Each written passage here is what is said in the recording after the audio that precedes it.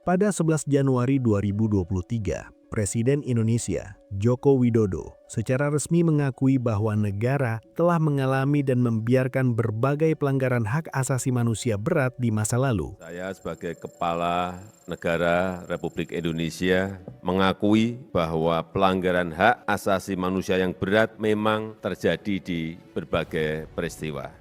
Pengakuan tersebut menjadi pengingat bahwa sejumlah peristiwa kelam belum sepenuhnya diselesaikan secara hukum maupun pemulihan bagi korban. Salah satu peristiwa yang termasuk dalam konteks pelanggaran berat di Aceh adalah tragedi di Desa Jambo Kepok, Kabupaten Aceh Selatan pada Mei 2003. Peristiwa ini menewaskan 16 warga sipil dan meninggalkan trauma panjang bagi keluarga korban serta masyarakat setempat. Peristiwa Jambo Kepok terjadi pada pertengahan Mei 2003 di tengah meningkatnya konflik bersenjata antara aparat keamanan dan Gerakan Aceh Merdeka atau GAM. Saat itu situasi keamanan di Aceh terus memburuk dan pemerintah pusat bersiap memberlakukan status darurat militer yang kemudian resmi ditetapkan pada 19 Mei 2003 melalui keputusan Presiden nomor 28 tahun 2003. Dalam suasana tegang tersebut, Desa Jambo Kepok yang terletak sekitar 12 km dari ibu kota Kecamatan Bakongan, kini masuk wilayah Kecamatan Kota Bahagia, berubah menjadi lokasi operasi militer yang berujung pada kekerasan terhadap warga sipil. Desa Jambo Kepok memiliki luas sekitar 2 km persegi dan terbagi ke dalam 4 dusun. Pada Jumat malam 16 Mei 2003, sekitar pukul 22.00 WIB, warga mendengar rentetan tembakan dari kejauhan yang berlangsung selama beberapa jam. Namun pada masa itu, suara tembakan bukan hal yang asing karena patroli dan operasi militer kerap terjadi. Warga tetap berada di rumah masing-masing dan tidak menyadari bahwa desa mereka telah dikepung sejak malam hari. Sejumlah saksi kemudian menyatakan bahwa pada malam tersebut, mereka melihat kelompok tentara bersenjata lengkap bergerak melalui jalur hutan dari arah desa Senebok Geranji menuju Jambo Kepok. Pergerakan itu dilakukan secara diam-diam, mengindikasikan bahwa pengepungan telah disiapkan sebelum fajar. Namun tidak ada peringatan resmi atau pemberitahuan kepada warga mengenai operasi yang akan dilakukan. Pada Sabtu pagi 17 Mei 2003, sekitar pukul 00 WIB, puluhan anggota TNI telah berada di berbagai sudut desa. Mereka menempati posisi di depan dan belakang rumah penduduk sehingga akses keluar masuk desa tertutup. Hingga sekitar pukul 7.30 WIB tidak terlihat aktivitas terbuka dari aparat. Sebagian warga sudah memulai kegiatan pagi seperti biasa. Sekitar pukul 7 hingga 7.30 WIB, 3-4 unit truk militer jenis REO memasuki desa dan berhenti di beberapa titik, termasuk dekat Gunung Batu, depan Sekolah Dasar Negeri Jambo Kepok, dan di simpang irigasi. Dari truk tersebut turun ratusan tentara bersenjata laras panjang. Pasukan yang terlibat disebut sebagai gabungan, termasuk unsur para komando dan satuan gabungan intelijen yang bermarkas di Pos Simpang Raja, Bakongan, serta diduga melibatkan satuan lain yang bertugas di wilayah Aceh Selatan. Setelah kendaraan berhenti, aparat yang sudah bersiaga di sekitar rumah warga bergerak serentak. Mereka memasuki rumah-rumah, memeriksa seluruh bagian rumah, dan memaksa penghuni keluar tanpa pengecualian. Laki-laki, perempuan, orang tua, dan anak-anak digiring keluar dengan todongan senjata. Warga diperintahkan berkumpul di beberapa titik. Dalam proses tersebut, sejumlah aparat mengeluarkan kata-kata makian. Setelah seluruh warga terkumpul, mereka dipisahkan berdasarkan jenis kelamin dan usia. Laki-laki dewasa dipisahkan dari perempuan dan anak-anak.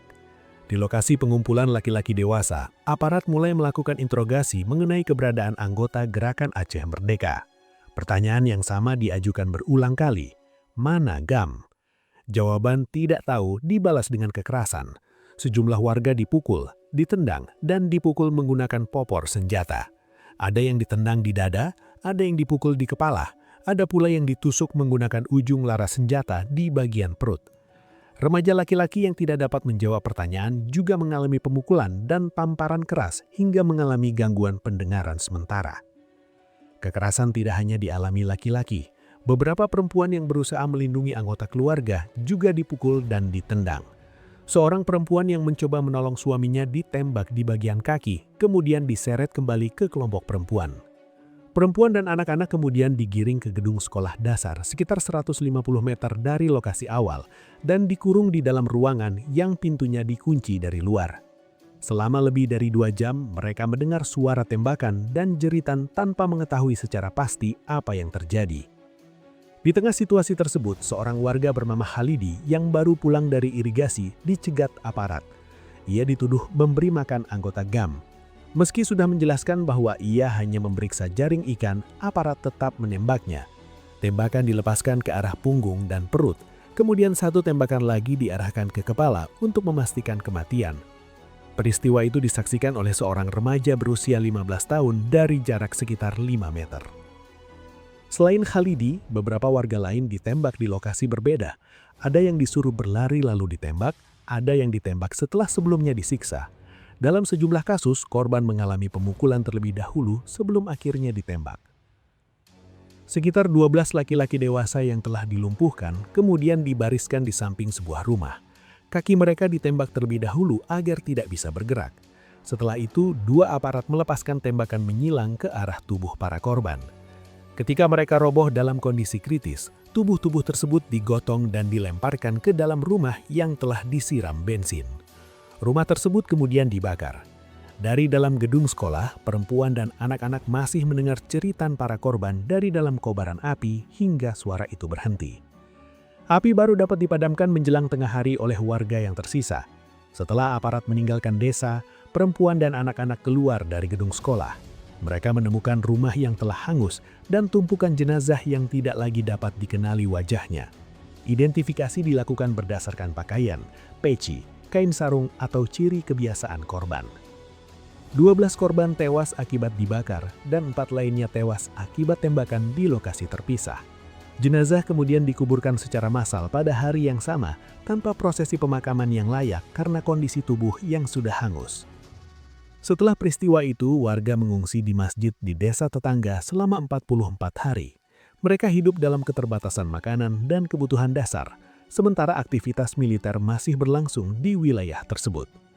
Trauma dalam dialami oleh keluarga korban dan anak-anak yang menyaksikan langsung peristiwa tersebut. Peristiwa seperti di Jambo Kepok menunjukkan betapa rapuhnya perlindungan warga sipil ketika konflik bersenjata berlangsung dan pengawasan terhadap penggunaan kekuatan tidak berjalan maksimal. Profesionalisme, akurasi informasi, dan kontrol komando menjadi kunci agar operasi keamanan tidak berubah menjadi tindakan yang merugikan masyarakat yang seharusnya dilindungi. Di sisi lain, tragedi ini juga mengingatkan bahwa konflik bersenjata selalu membawa dampak paling berat bagi warga sipil.